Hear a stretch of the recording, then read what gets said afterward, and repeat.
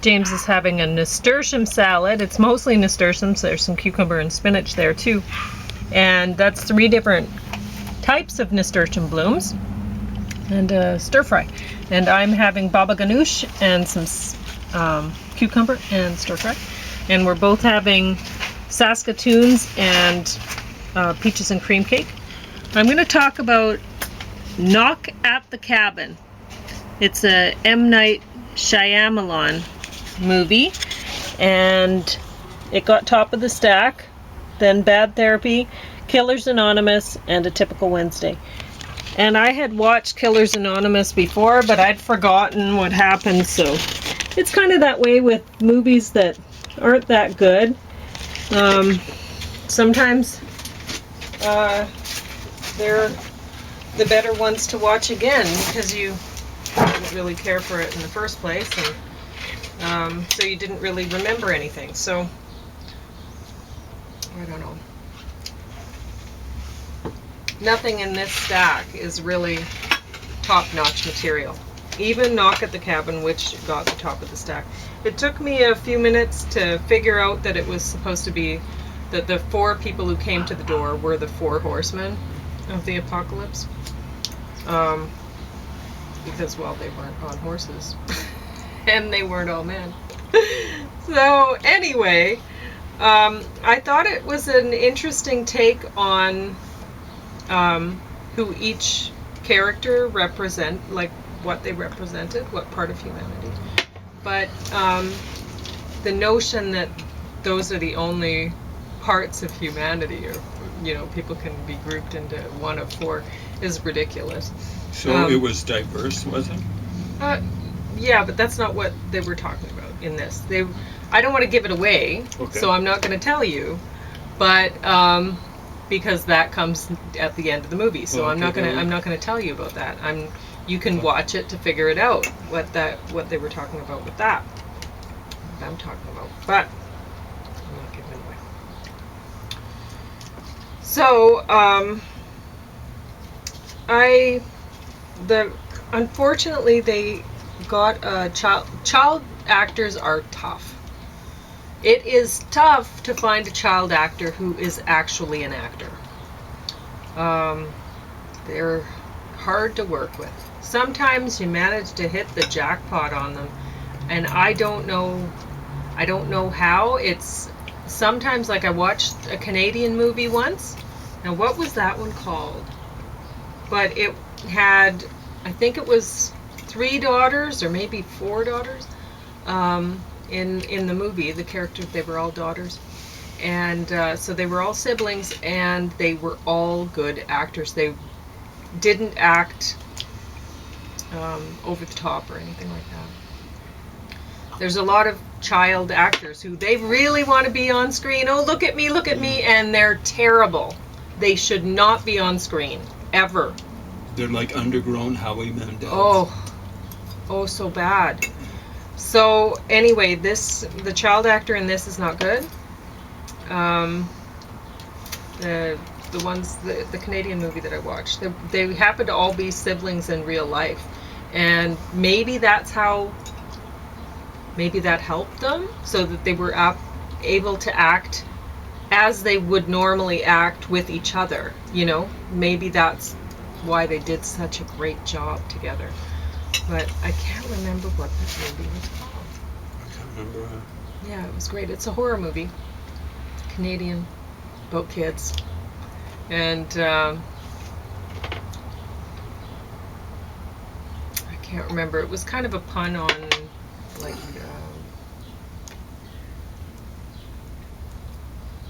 Daddy's Little Devils or something. I don't know what it was. But anyway, you might have it. It should. Oh, sorry. I think it should be pointed out in defense of childhood actors, kid actors, that a lot of the problems is script writing.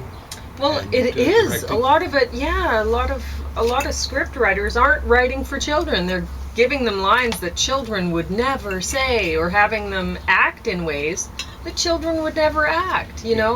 It's like when grown-ups are talking and the child is listening and wanting to be a part of it. It's like, no, that doesn't happen. Kids are playing with They're, toys. they, you know, they kicking get the bored, dirt. and exactly, they don't want anything to do with it. They don't know what the adults are talking about, and they could care less. They don't want to have any part of the conversation. So their vocabulary, in other words, their word treasure is basically monosyllabic, one syllable, and their sentences are almost, I'm exaggerating, but almost Yeah, monosyllabic. almost, yeah. So one of my favorites is this. I'll repeat it to myself at least till the day I die. This was when a plague, they were figuring it was ending. It was a long time ago. So they brought kids back into school. They were interviewing a couple of girls because I think they'd had more enthused kids being back. So they were both in grade 1, and they were getting back into the middle of grade 1 or something like that. So they asked the first girl, "You happy to be back to school?" So she'd be about 6. "No." Okay, there's the one syllable. And, "Oh, honey," trying to cover up. And, you know, they were doing, they were doing the interview for, right, kind of. And then finally they get, what are you looking forward to? I guess it was recess or something like that when they were interviewing, or noon hour. What are you looking forward to about going back to school? The little girl, it was polysyllabic, but here's what she said. "Going home." Wonderful. She should have won an Academy Award for truth telling, I'm telling you. Now, I've run across at least one parent who's saying, "I've got a girl and she just loves school." Okay. Yeah. There's always the exception that proves the rule. I hated school. But I actually had parents who parented me. So why would I want to go to school?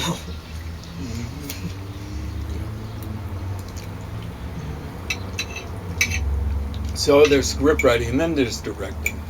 You know, like have the kid kicking the rocks and looking down. You know, like squinting around in the sun and whatever. When grown-ups are talking, they don't care a hoot what that grown-ups are talking, much less what they're talking about. That's one thing. The first Adam Sandler movie that impressed me, might not have been his first one, was where he had an adopted child or something like that. I can't remember. Oh yeah, what was that one called? Well, you remember. Yeah, it was just, they directed that kid well. Was awesome. He had a toy, or he'd have toys, and he'd be playing. The adults would be yapping. He'd be playing around with it, pulling the arm. I can't remember what he was doing. That's the way kids. And I loved how Adam Sandler just laid down the newspaper. That was awesome. Oh yeah. I generally don't like him. Don't like his movies. He's kind of funny in some things. He's awful on Saturday Night Live, where he was back in the day. Yeah, I don't think he'd be a nice person to be around. No. But whatever. The fact is, I shouldn't mention this, but I'm kind of afraid he's going to run for president. Oh, really? Well, I haven't heard about it. It's just the type, though. Yeah.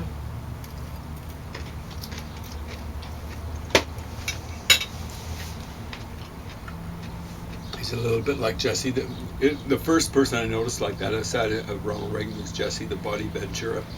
He got elected governor of Minnesota or something like that, and he's a WWF. Or nowadays it's WWE. It's so good. Anyway, I didn't put very much tahini in it because I wanted to try to keep the fat down because I have been eating cake and stuff. Too much fat. I gotta be working it off. I can't be putting it on. Even a little bit of cake today. Yeah. Not as much as me though. Yeah. I think I had 4 small pieces. Not like this pieces. Yeah. So anyway, this movie, I will give something away here, so just zip it ahead until I get to the next one if you want to watch this first. So, one thing about this movie that I found interesting is the idea that this couple with their adopted daughter, they're told that if you don't sacrifice one of your own, one member of your family, then it's everyone else on the planet, every other human is going to die. It's judgment time for all of them. But if you don't sacrifice your one loved one, you get to stay on the planet. Your family lives. It's everyone else dies.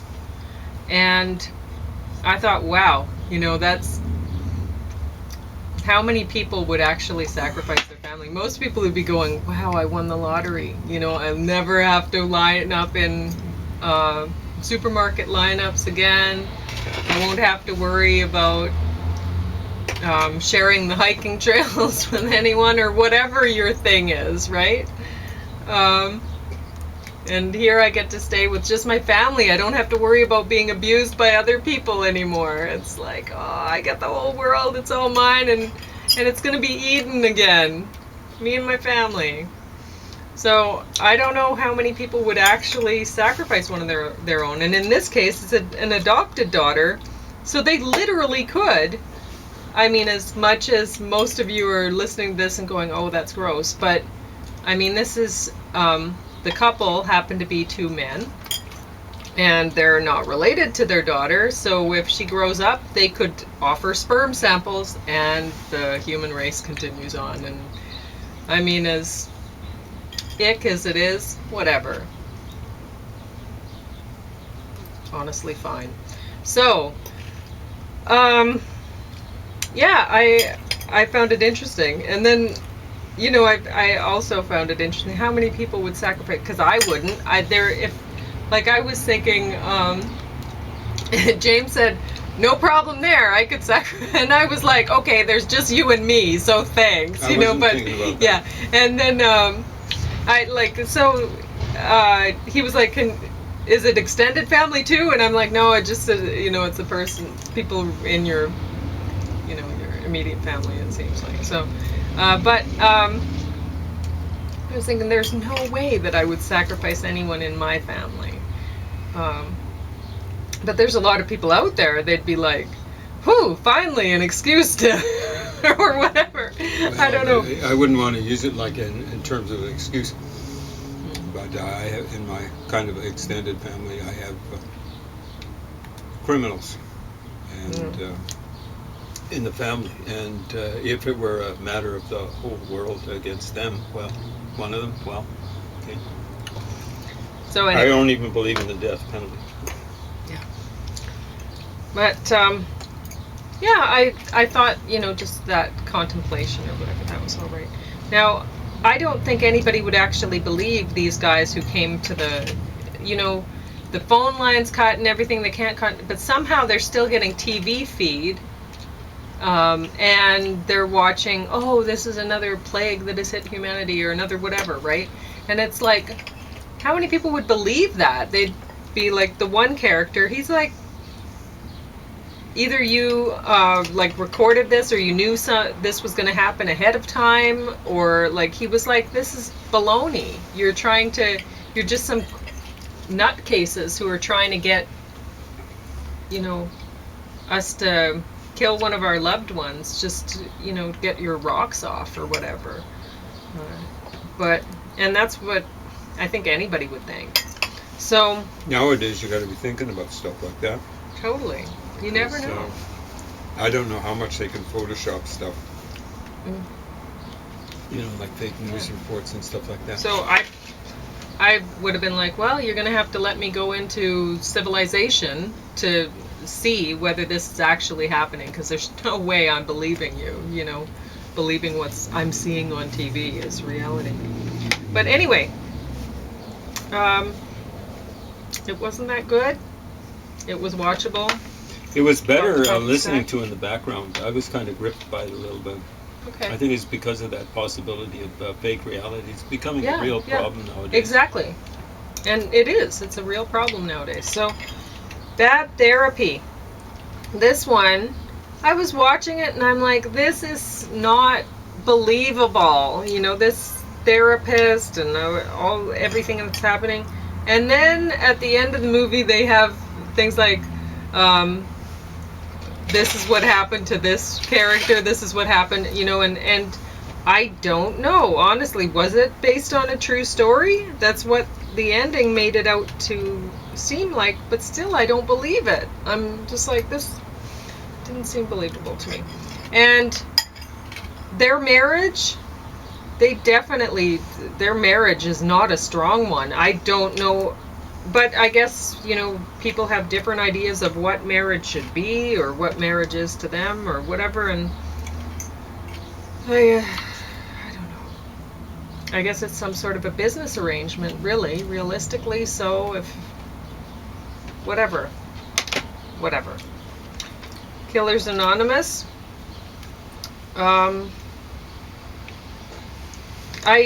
This is so unbelievable, this story. It's ridiculous.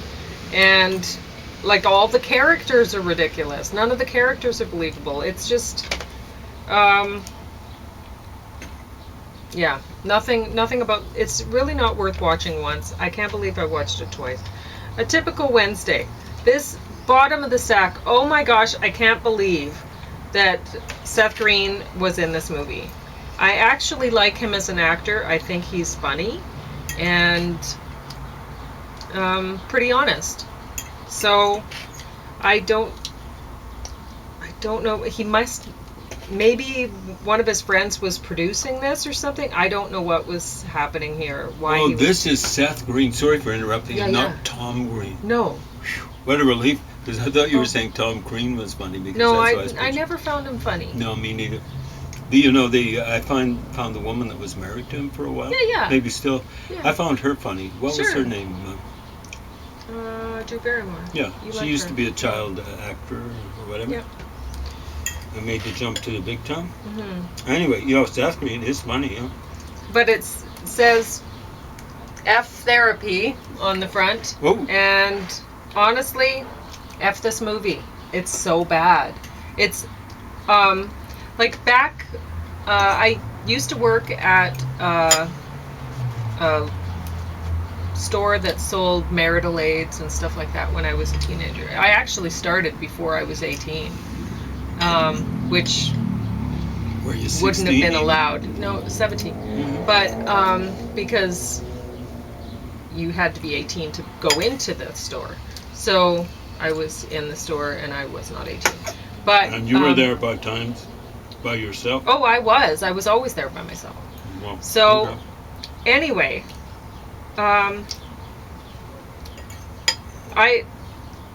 there were pornography stuff and whatever, and honestly, the film quality for the pornography looked better than this. It was terrible, and there were a lot of times where the main character he's receiving therapy. He's talking to a psychiatrist, and honestly, I would rather talk to a psychiatrist. I would actually rather undergo therapy myself than watch this. This was so terrible. I can't believe Seth Green was in that. Just garbage. So, what did you want to talk about? I don't know. Is that Jessica Alba there on the cover? It is. She was so bad in that. Poor thing. But honestly, everybody was bad in that, and it was the fault of the movie. It was casting. Who would cast her in that? Anyway, it was just bad. I don't know. Is she playing a tough? Mm-hmm. Tough. I just can't imagine her being that way. Yeah, she wanted to be a bouncer for a club, and it's like, okay, who would hire? Like Buffy the Vampire Slayer, the series. At one point, I mean, you're a Buffy fan, you're watching her, and she's thinking, okay, what can I do for a job? Oh, I could be a bouncer. And the people who would be in the position to hire her, they won't let it go. They just think it's a joke, right? And that's how it would be. And so you kind of laugh at it because oh, she's tougher than any of the bouncers.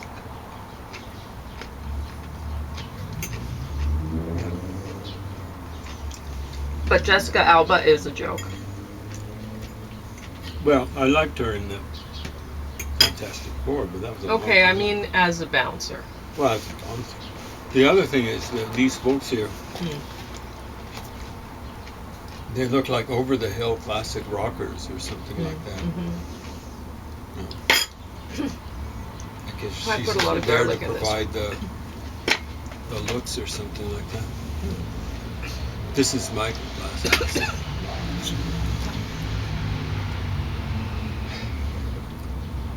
Anyway, I think I'm going to make some sandwiches. Oh, you're not going to talk about stuff? I don't know if I... There's a lot of garlic in that bite. I hear the stuff on the streets. I'm telling you folks out there, will you learn how to drive, A, and B, will you apply what you learn? So, we were at the salad. That's where we got the Free cake and all that sort of stuff. I'm great. parked here. There's a bunch of, it's kind of like angled parking. Someone's come next to me. I haven't cozied up to the fence, but I'm kind of within the ballpark. Person to the left of me is there, and everyone down the line is basically cozied up to the fence, away from the road, except the person who came in after me. They were a little shy there, and they got a long, something like an SUV. So their tail end is hanging over the gutter. So there is a kind of one of these kind of gutters there. Okay, so there's 4 lanes of traffic.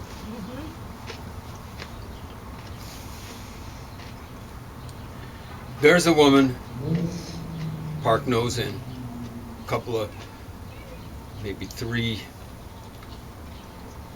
parking spots downstream of me.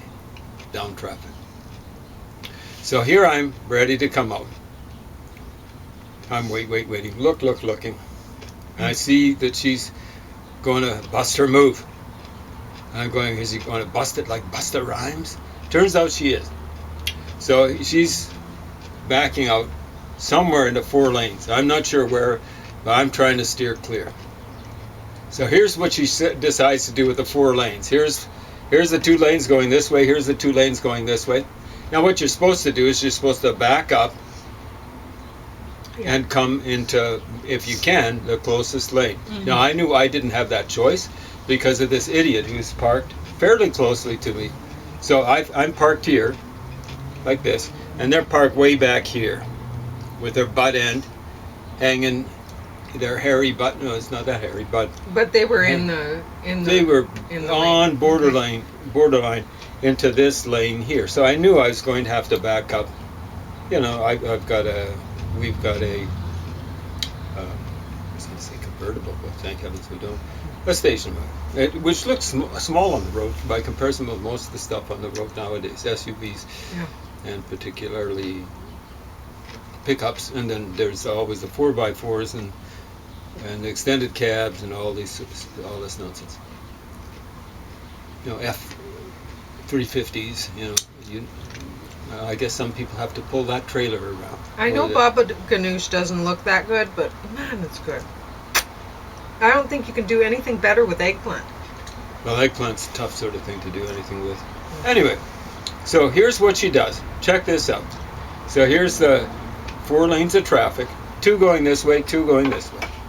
I want to back up and go as close as I can to this lane coming here. So what she does is she backs up facing this way in this lane. She's facing into oncoming traffic, okay? Wow, how did that work out for her? Well, I don't care what happens to her. It's like what happens to other people. Yeah. And even more importantly, what happens to me. So here she is, facing upstream. All of a sudden, she's waving. Who? Because there were all sorts of things happening. I think what happened is someone shouldn't have been coming this way, but they were coming here. You see, so she's here. They're coming here. She's scared of getting into this lane. Oh. Yeah, she just wanted to go the other direction. She didn't want to have to go around the block. Yeah, and you know what I always do, right? I know, you go around the block. Yeah. Anyway, so she's here waving her hands off the wheel. And I'm trying to getting ready to back out. Now, I can't see what's happening. upstream here, because there's a person with their hairy butt end hanging into traffic there. So I'm kind of backing out slowly, hoping that this woman's going to clear, because I've been waiting for her already, because I don't trust people anymore. Not that I ever trusted them much, but when they get behind a wheel, yeesh, the wheels start turning in their heads, and it's just cockamamie, cockeyed gear interlocking going in there. Scrunch, scrunch, squeak, squeak, squeal, squeal. So she's waving. I can see she's yelling at someone. Yeah, what's the use?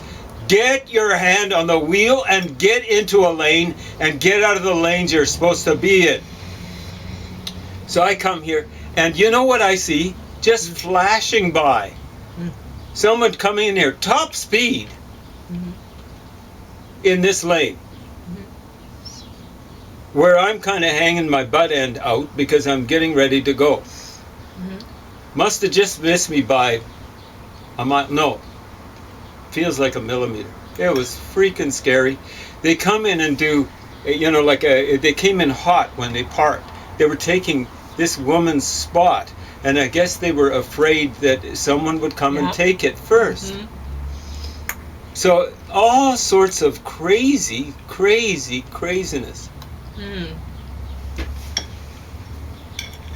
Cut it out. If you can't drive, if you don't have the skills, get off the road. And if you can't apply the skills, get off the road. Well, we were in Red Rock a while back, and they had if you have tried to go hiking in Waterton, for a long time, they might still. They had it closed last time we were there, and that was a few days ago. But they've had Acamina Parkway closed. And so that means, like, Red Rock Canyon's already the most popular attraction in Waterton. Outside of the town side. Yeah. And maybe including the town side. It could be easily. It's incredible. And so now that Acamina was closed, though, then it's just packed. And so they had crowd control. They had parking control there. Yeah. And first time I've seen that. Yeah, James was like, why would they? And I said, well, people would just stop and wait until there was a parking stall available. And it would be backed up all the way up Red Rock Parkway, because that's how people are. You know, that's not how we are. But a lot of people, that's what they do. Like, we were seeing that today at the Sally. There were a lot of people just stopped in the middle of the road. They were just waiting until a parking spot became available. Here's the 4 lanes. We'd come in here and park. We were coming back out. I'm waiting to cross the street. I think a woman was waiting. I thought she was waiting for you. And remember the red vehicle? You in that red SUV, take the bus, walk, do whatever. Take a scooter. Get run over. Just do what you have to do to get yourself off of our cases. Anyway, she's parked here. She had at least 2 cars who didn't know what were happening. They were behind her. Maybe they were waiting to park too. But she was just basically parked there in this lane, waiting for us to clear. Yeah. You know, as it turns out, like, I'm waiting. I'm not clearing out while she's waiting there. No. And it's not because I'm afraid to do her a favor, because I know I'm going to have to come and take a little bit of the next lane. I don't know when someone's going to jump around her and come ripping through that lane, snorting all the way. So I got to wait. So the person to the left of me, who came much later,